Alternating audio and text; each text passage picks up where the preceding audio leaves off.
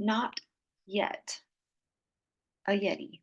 Written by Lou Trevelin, illustrated by Tony Neal. To you, whoever you decide to be. George's granddad was a Yeti. His mom and dad were Yetis. His sister was a Yeti. All of George's family were Yetis.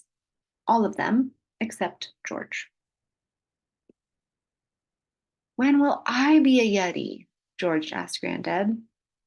When you can survive alone on a frozen mountain, waiting to lure stray hikers to their doom, Granddad growled. I don't want to lure stray hikers to their doom, said George. Granddad put his massive paw on George's shoulder. George nearly fell over. Then you are not yet a Yeti, Granddad said. When will I be a Yeti? George asked Dad. When you can chase people round the mountain until they scream with terror, said Dad. I don't want to chase people until they scream with terror, said George. Dad hugged him. George couldn't breathe. Then you're not yet a Yeti, Dad said.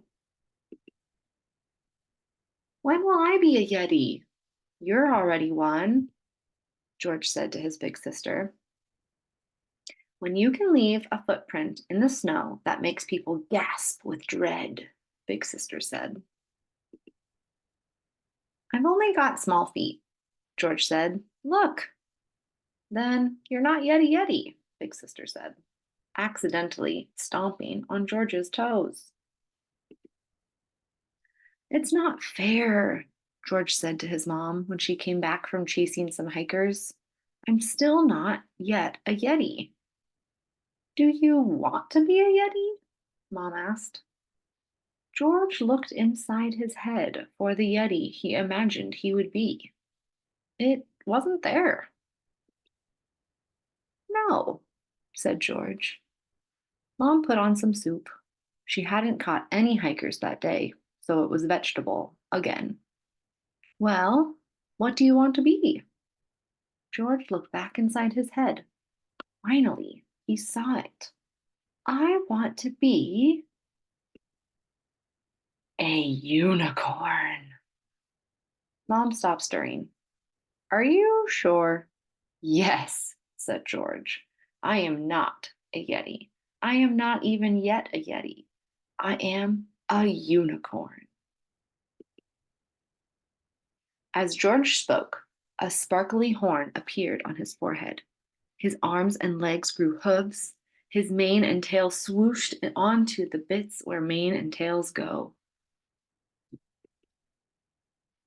Derek, Mom yelled. You'd better come here. George has turned into a unicorn. Dad let out an earth-shaking roar. George took a deep breath.